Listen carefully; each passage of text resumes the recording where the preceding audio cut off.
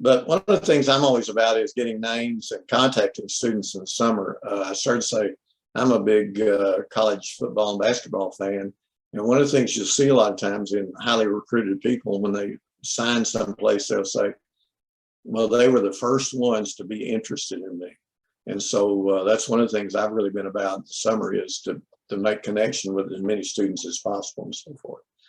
And I'm a big fan of personal notes. When I was at the BCM at ASU, I'd like to have $1 for every personal note I wrote. And they don't get many personal notes. I'm all about tech contacts too. One of the things I think you can do in the summer is send them something of value. And by now, I know some people send out T-shirts. I've even had, a couple of people tell me they were going to give the tips book that I showed a while ago to some freshmen I connected with. But you may say, well, I can't afford to do that with that many students or whatever. Well, it can be something as simple as a little sheet that says, the 5 best student discounts in town, or pros and cons of pledging, fraternity, sorority. That to do something that it would be beneficial to them, and you've given them something. And I think that's big. Another thing when you contact students is to ask them if they know anybody that's coming, friends that are coming. A lot of times they can give you the name of somebody else. The second thing I think is a thing you do in the summer is refresh, clean up, or straighten up your meeting area, building, whatever it is. And one of the things, get somebody else to look at it with fresh eyes. I go into some meeting areas, some buildings and things, and I think, oh, I can't believe this, and I don't mean that in a positive way. And part of it's because they see it all the time, and so they don't see it. And so, get somebody to come in and say, hey, what do you see here? What's the first thing you notice? What's something that needs fixing or whatever? And then second thing I say is get a decorator type person, to say, hey, what's one thing we could do in here, or whatever that would really, like we paint one wall, or color, or, some kind of thing like that. So I'm all about, refresh, clean up, straighten up, adjust your meeting area. The third thing I say to do in the summer is, if you speak weekly for your event, is to lay out your topics in scripture for the whole semester. And some people say, well, I don't know what the needs are going to be all semester. Like if say you're going to lead or speak 14 times, and here's my 14 topics in the scripture or whatever for those 14 times. You can always change. But boy, if it's there, and I don't mean you necessarily have the whole thing done. It might just be, here's my key idea and here's the scripture. But then you're not starting from scratch and just, wrestling around each time and so forth. Another thing I'm going to say here, and sometimes this is misunderstood, or maybe it's not, and people just disagree, is to make sure, I think we're doing too much, quote unquote, preaching to students these days. And by that, I mean, we're not doing enough college specific issues that we're addressing. Yes, we need to speak the Bible. Yeah, we need to talk scripture. We need, on and on and on. But I think one of the things of college ministry is that we have got to be addressing some of the issues that are not Sunday morning issues that they're going to hear in church or whatever like that, and do it in a way that helps them. And I think one of the ways to do that, depending on the size of your ministry, is consider doing some special freshman programs like Freshman Focus or something like that. The college ministry at First Baptist Church here, 3 or 4 years ago, we did a thing. The first 3, we had a large Wednesday night event, and the first 3, 45 minutes before it, we had what we call Freshman Focus. And a Freshman Focus, then we did just some specifically, hey, here's, some freshman issues. I think one of the huge things that a college church can do is to connect students with non-college adults in your church. I think it's to their benefit. I think it connects them to your church. I just think it benefits everybody, and I'm huge in that. There are different ways to do that, like adoption program. Our church has done that for a number of years of, families that adopt students. I was in a church in Ruston, Louisiana, where they, once a month, they had a lunch after church, and a different Sunday school department was a part of that lunch of different age groups. And I really liked that. It connected them. And I think the way it worked is the college ministry provided the meat or whatever like that. And then the other, some of them would bring, potluck type of items. And you can do that anyway or whatever. But I think connect them with non-college students, adults is huge and makes a big difference. The fifth thing I would do in the summer is to work at getting buy-in from your local homegrown students. I don't know about you, but Jonesboro churches that reach out-of-town students struggle with reaching their homegrown students out of their church. Okay, I see those hands. Yeah. And so I think one of the things to do in the summer is to work at connecting with them and get some buy-in from them, and maybe enlist them in planning for some things for the fall, or to have roles or whatever like that. I think can be huge. Now, let me stop there. Anybody want to throw out something else or make a comment, disagree, or whatever before I go a different direction? For me, one of the things as far as like our connecting to homegrown students, like I know like 2 years ago, which was COVID, but we had 18 graduating seniors from high school and not one of them stayed at our church. And probably the majority of them don't go anywhere would be my guess, but several of them go other places. Part of my question though with that is, like, although I would love for them to stay at my church, I also think it's good for them to experience other churches and other ways of doing things. And so like, that's almost how I approach it. I'm going to say, hey, I would love for you to be a part of our college ministry and a part of our church. But I think part of the college experience is also like leaving home, and going and finding, or at least maybe not finding, but at least looking, at other places and seeing those things. What do you think about that? Well, I wouldn't disagree with that at all. This is me. My thing, if all of them leave and go somewhere else, I think that says we're not doing something we ought to be doing. And I don't mean that as accusatory, because our church is in the same boat. I had one mother say to me, we had 4 different Sunday school classes going. And she said, well, why don't we, in university, and she said, why don't we start one that meets on this side of the street for our local students? We were doing everything we could to have quality Sunday school. We had 4 different classes. You can pick from these different things and so forth. Well, I didn't do that. And, I don't know, I think you could argue in some ways we should, but, I think part of the thing for them is involving them in university life and connecting to other people and so forth. But if they go somewhere else, I think there's good things about that. At the same time, if they all go somewhere else, I think, okay, what are we doing or whatever. I don't have a perfect answer.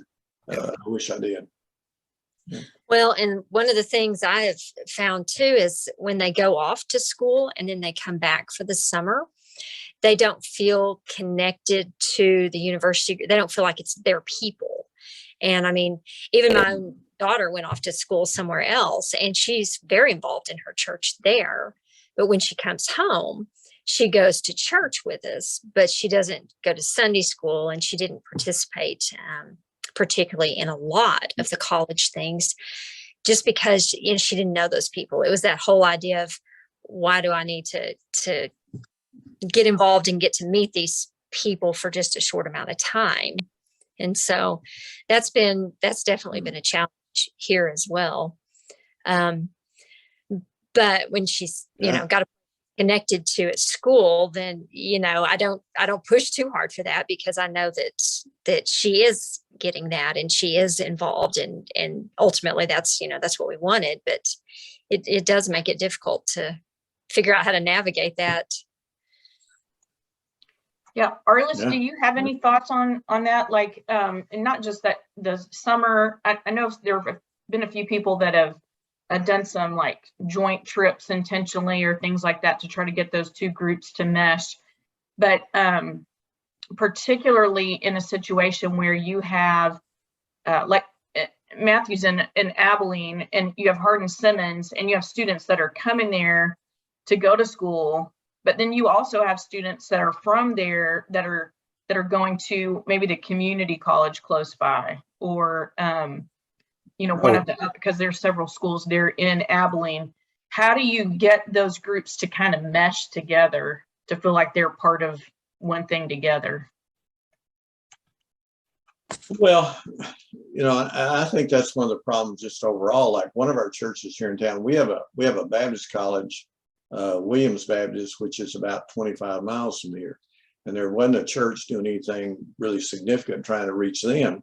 And so one of our churches really went serious in reaching them. Well, a big bunch of their students started coming to church here at their church. Well, the ASU students didn't go then.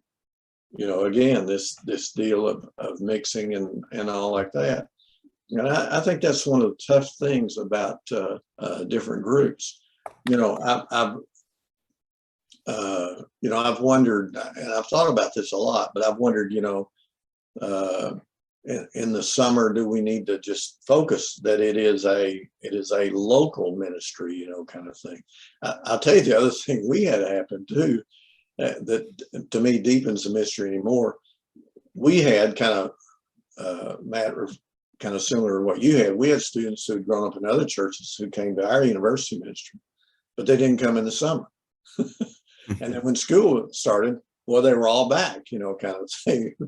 So I think different groups don't mix and mingle well. And, I say you don't do something specific for all of them, but is that where we need to kind of, I don't know, have a variety of things, that this is this is for this group and this is for this group or whatever like that.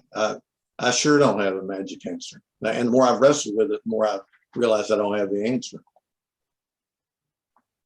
We have a bunch that leave during the summer, so we don't have a lot from the university that are here in the summer. But what we've done for years, when my husband was BSM director, and then now when I've been in this position with university, is we do a dinner once a week for university, and we just tell them, hey, whoever's in the dorm, whoever's still on campus, just bring them with you.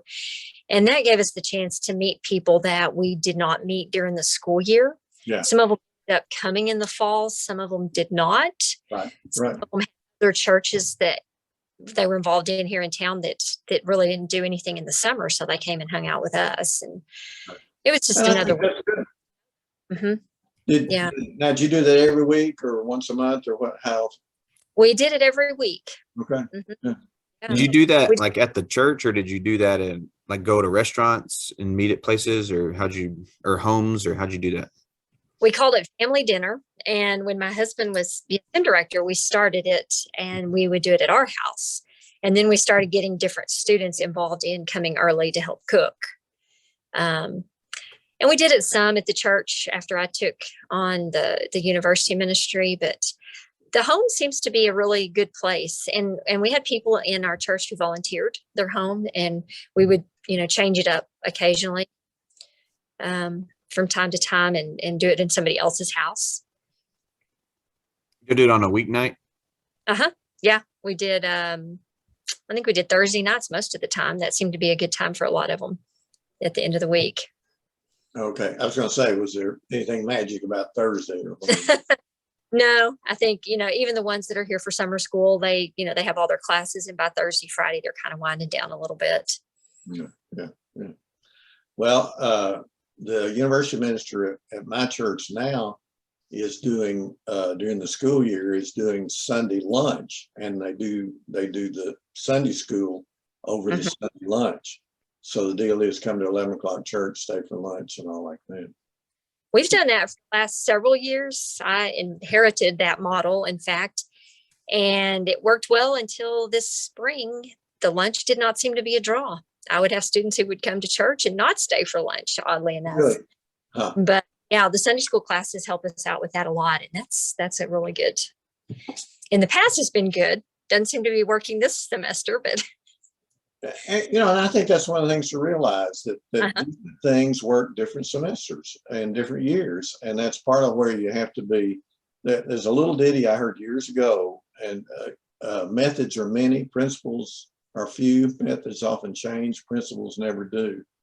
And, part of what we're always, I think, dealing with and working with, what's a method and what's a principle, and don't be married to a method, but stick with your principles.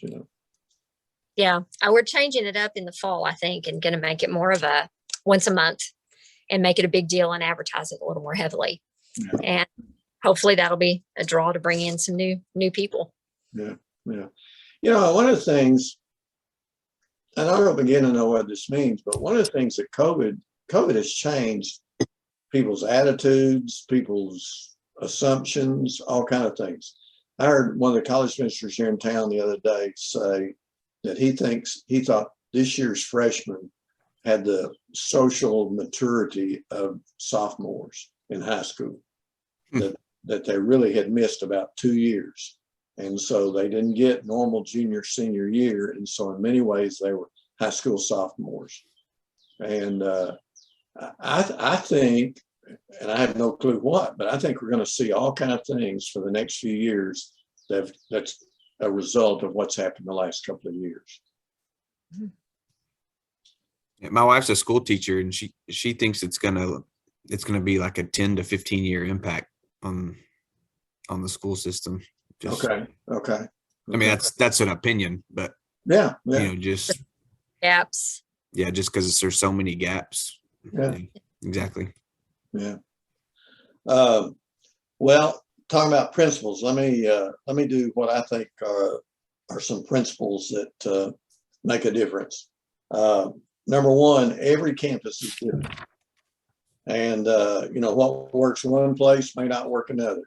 And I think one of the things we got to do is to be a student of our campus and really, okay, what's true here and so forth. People want to say, okay, what's the perfect model? What's whatever. And we'll take it and we'll do it here, and it just doesn't work that way. And I think, and to go along with what we just talked about, I would say, and every campus is changing a little bit as it goes along. And so you have to continually be a student of your campus and what attitudes and et cetera are. One of my sayings is walk across and through the student center, walk across the campus and through the student center every day. And part of that is to just know what's going on, just, get the feel, the vibe. I also say you have lots of good bump visits. You'll bump into somebody and they'll say, hey, have you met my roommate? No, I hadn't, or, hey, I've been needing to talk to you, or whatever like that. So anyway, but every campus is different. The second thing that I'm really big on is developing and building up student leaders. I think that's one of the things we're supposed to be doing. I think we do it because it will build up our ministry. It multiplies our ministry in developing student leaders. And I think that's one of our tasks to do for the church for years to come. We're training the leaders of the church. And so if we're not training leaders, we're not doing part of what I think we need to be doing. And so, and I think students can do things that your staff or volunteers may not have time to do, or they can allow you to focus on other things or whatever. So I'm all about student leadership development. And I think, some ministries, that's all they do. And I'm not there. I still believe in large group events in a huge way. But I think if we're not doing leadership development in some way or other, we're not doing what we ought to be doing. And I'm all about doing freshman, leadership things and so forth and so on. So third one is students can reach students that you and I could never reach. And, if you touch a student in a particular group, then that student is going to, can have an effect on other people in that group. So, I think our ministry, if possible, ought to look like the campus. In other words, a wide variety. Now, usually our ministry reaches and attracts one type of student. And I think we have to work at trying to reach and touch a variety of students. And I think the more variety we have in our student leadership, the more possibility we have of reaching and touching a wider variety of students.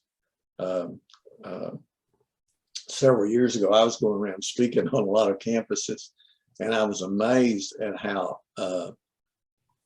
similar the students in that ministry would be in many ways to the leader of that ministry. You know, like one place I went, while the campus minister was a great athlete, and so there were a lot of athletic type people involved.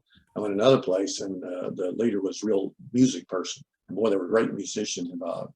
And I went another place, and the guy in charge was real disorganized, and all the students were too. But that's another deal. But I think all of us tend to connect with people that are similar to us. And so if we can really work at connecting and developing a variety of student leaders, it'll help us reach a wider variety of students and so forth. The fourth thing that I'd say is decide what the strength of your ministry is and play to it. Every ministry has a strength. And so part of it is, okay, what's the strength of our ministry? And when I say play to it, well, I mean, how do we emphasize it, maximize it, etc. You know, I say this in all kinds of things I do, and somebody will say, well, ours is real small, we don't have strength. And one of the things I say is small can be a strength. Because some students are intimidated about going into a big thing or whatever like that. So every ministry has, unless it's totally unhealthy and dysfunctional, every ministry has some strength. Now, let me add to that another part. I think every college ministry leader has a strength. And one of the things we have to do is make sure we're maximizing that strength as well.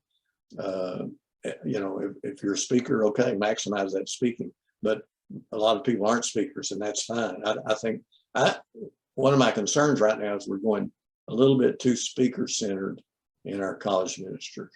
And, you know, one of those things used to be, if you're up front, you're not doing it right. Well, I think now we've kind of gone to the other extreme, is that it's more speaker-focused. And I think that's not a good thing for a variety of reasons. But I do think whatever your strength is, play to it and maximize it. And be honest about what it is. I also think, though, that means recognize what your weakness is and do what you can to offset that or whatever kind of thing. You know, like I recognize music when I hear it, but that's all. And so I've always had to work at having students who were good at music and, you know, letting them do their thing.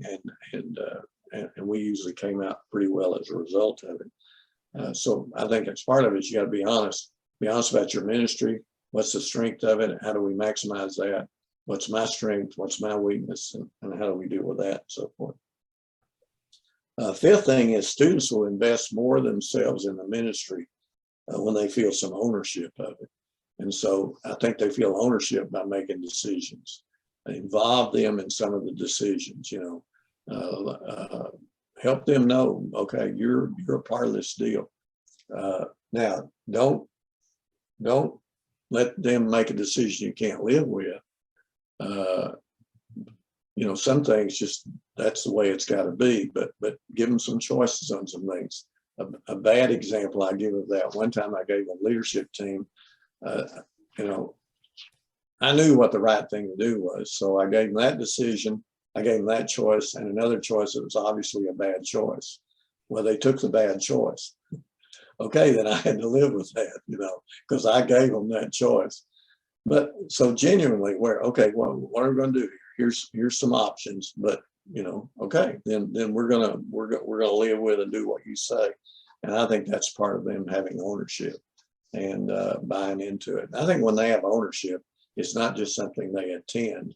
Then I think it makes all the difference in how much energy and what they'll invest in it and so forth. Then the sixth thing is the first 2 or 3 weeks of the fall semester are the most important of the whole school year.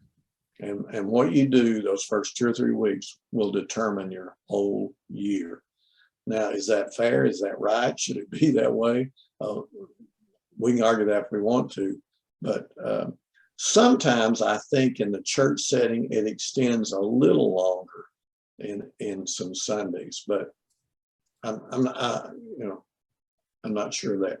I will tell you this though. I am huge on church ministries, what we do on home ball game weekends. Football weekends here when our ball team is winning, which it did several years. We had a bad year or two. Football weekends were huge. And so one of the things when I was college minister at First Baptist Church, we worked at our Sunday school was extra good that day. We might have breakfast before it. We maximized those home ball game weekends and made the most of those. I think you do that the first 2 or 3 weeks, but I think you also can maybe maximize part of your time of connecting new students with home football weekends and so forth like that. Let me stop there. Anything anybody wants to pick up on there? Well, you mentioned the games. We have a couple of coaches in our church, and the football coach is in our church. And so we talk to him every year. And one of those first couple of Sundays, the team is in town. We have football Sunday, and they come and fill up a whole section in the church, and we block it off for them. And then we have a class that plays host at lunch to sit at the tables with them. We haven't had a huge return on that, but the fact that those guys know that we care about them, I think is important for them to know as well. And then we have some that show up for church, and that's all we ever see them. They don't come for lunch. They don't come for anything else, but they show up for church, week after week. Well, and I say hooray for that. Now, I don't say hooray they don't come to anything else, but hooray, they're a part of that. And one of the things that, in some ways, I think some years our church has sent a message, like they worked at getting the students, like they would come out of Sunday school and then they would all sit together. Well, other students would come and they weren't sitting. And so it was like, it's not okay to just come to church. You got to be a part of the whole deal. And I think that's a bad message that we send. You gotta eat the whole apple or none at all. And anyway, I'd say hooray if they're showing up for church every Sunday or whatever like that. And when we've had athletes get baptized, we invite their team to come the day that they get baptized. Yeah. Some of those come. And athletes have no spare time. No, they don't. Whatever team they're on, they own their body, and so I think any time you get from them is shows that mattered to them, and it's time that they've been willing to give you. So I'm all about that.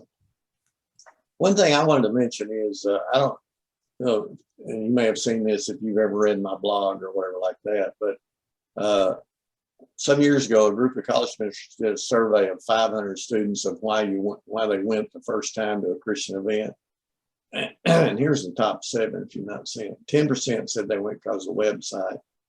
12% said they went because of mail. 17% said they went because of social media. 34% said they went because of advertising. 35% said they went because of food. 46% said they went because of an appealing event.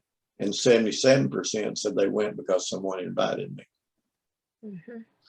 Now, I think there's a couple of takeaways from that. People say, well, there's no point doing anything, just tell your folks to invite people. Well, number one, I think a lot of students aren't good at inviting. And but I think those last 3 are a formula. Okay, 35% said they went because of food, 46% said they went because of an appealing event, 77% said they went because someone invited them. If it's an appealing event, your core students are more likely to invite somebody. Mm-hmm. And so I think that's one of the things is that we work at it be the most appealing event possible. And I think then they're more likely to invite people. But I think we also have to teach and talk to our students about inviting other people and so forth. But anyway, I had a church college minister when I was a BCM director. He asked me one time, he said, I see you do all these different things. I just want to do the one thing. You tell me the one thing to do, to connect with students. I thought it was interesting. He thought I was smart enough to know what the one thing was, but I was stupid enough to just keep doing all these other things.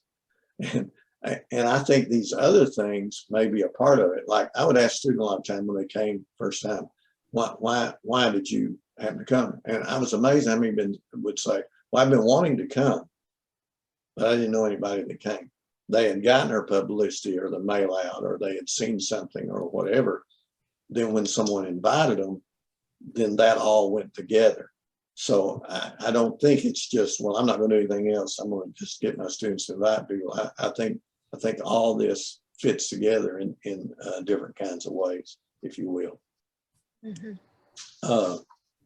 Now, I know said we were going to go about 45 minutes to an hour, and we're around 45 minutes now.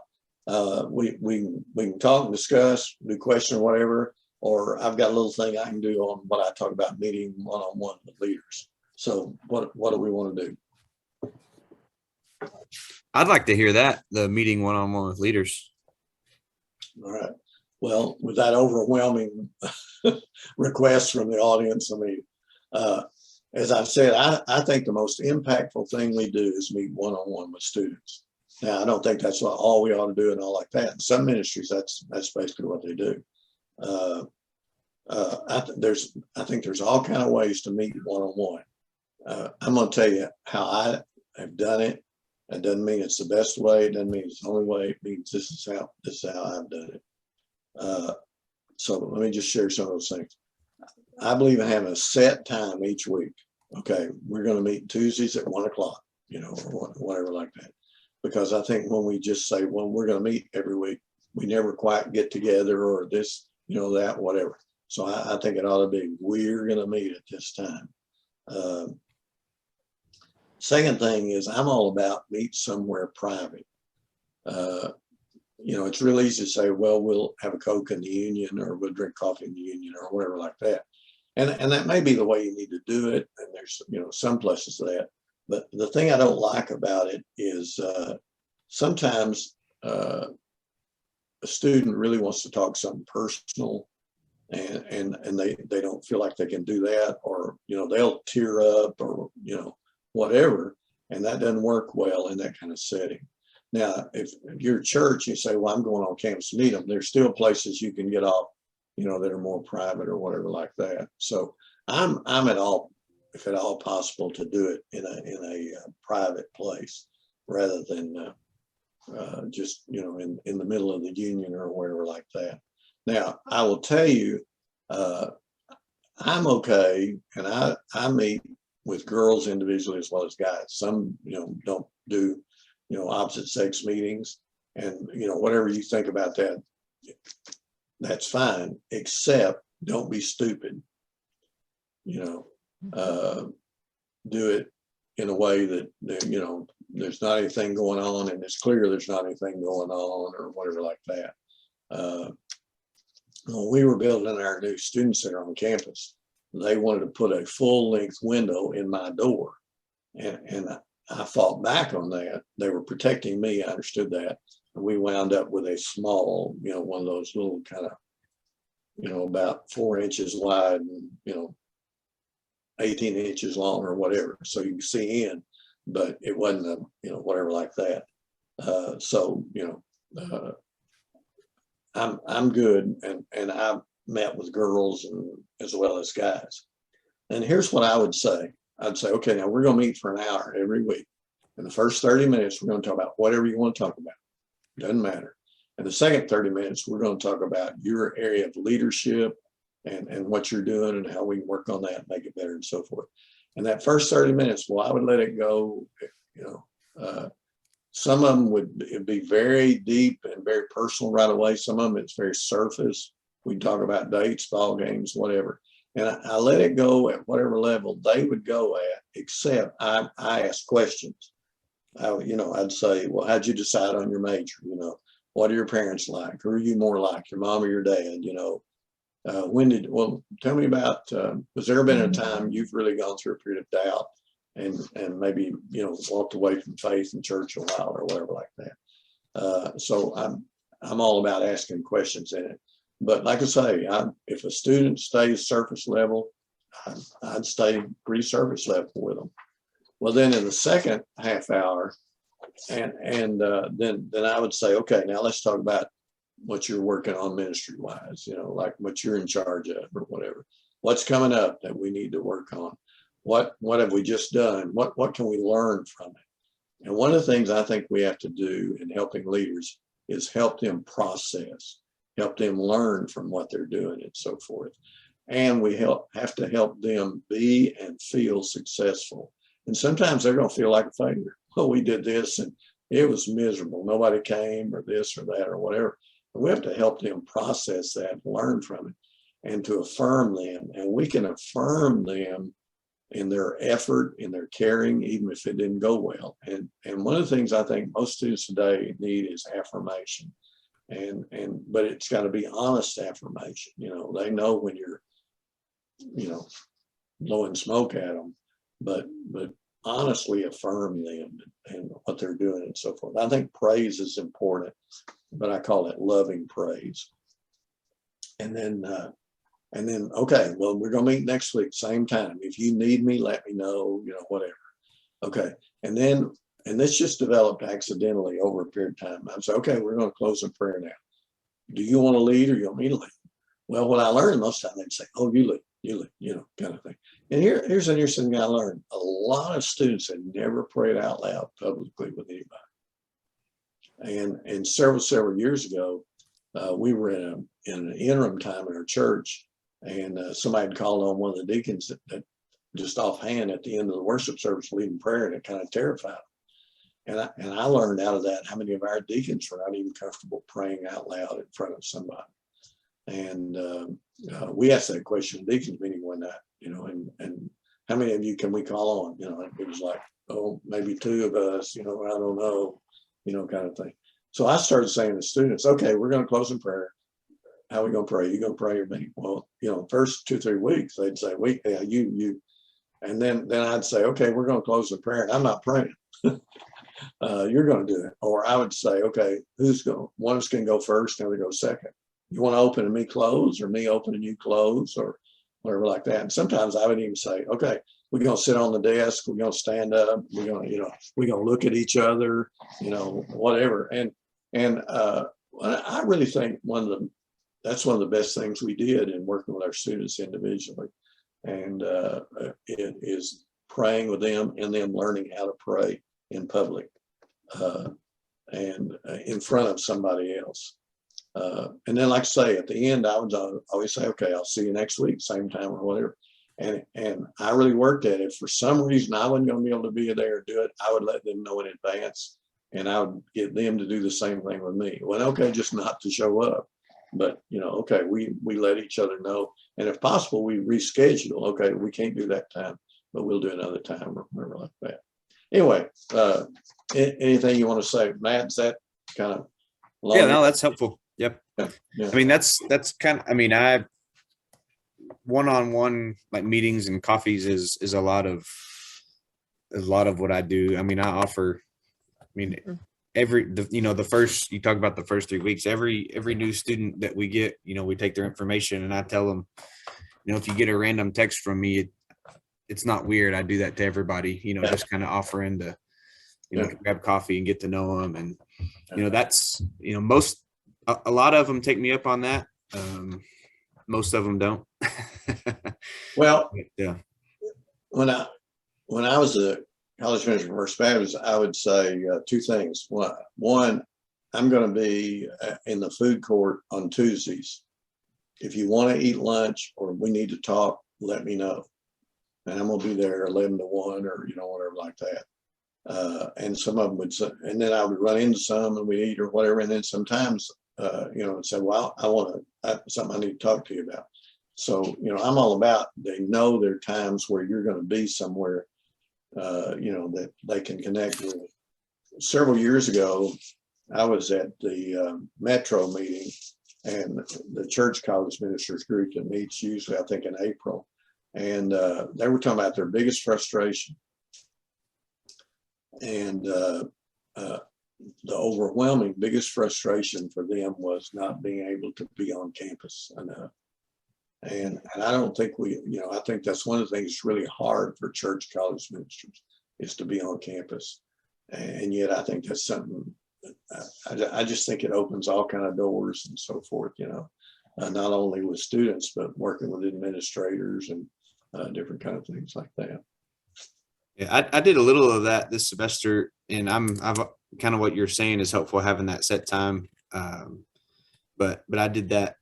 ACU, our college group ministry, oddly enough, is we have two Hardin Simmons students, and everybody else is ACU, which is kind of weird. And so I spent a lot of time at ACU, but that's exact thing happened. I mean, there were people that came by that I hadn't seen in a while that just wanted to say hi, kind of reconnect that way. And others that I got to talk to in deeper ways that, more than, surface level stuff. Well, I also found that was a part of my building relationship with school administrators and faculty and people that work on campus, and them seeing me as a part of the community and one of them.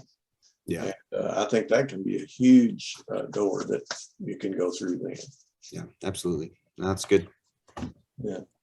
We have a lot of teachers and administrators that are a part of our church. And I haven't done it every year, but I did have 1 year that I specifically called on those people and said, hey, if I bring you some cards about our college ministry, will you put them in your office and hand them out to students who are looking for a church? And we had several that sent students our way. Well, great. Good. I like that. Yeah. Yeah. Because I know I'm not on campus, as much as I should be either. I'm definitely more of an introvert. And so those one-on-one conversations have been very, very much playing to my strengths. Mm-hmm. Right. Although I do try to go to chapel every week, and that helps a lot to run into those students that you're right. Well, yeah, that's a good idea. I haven't thought about that.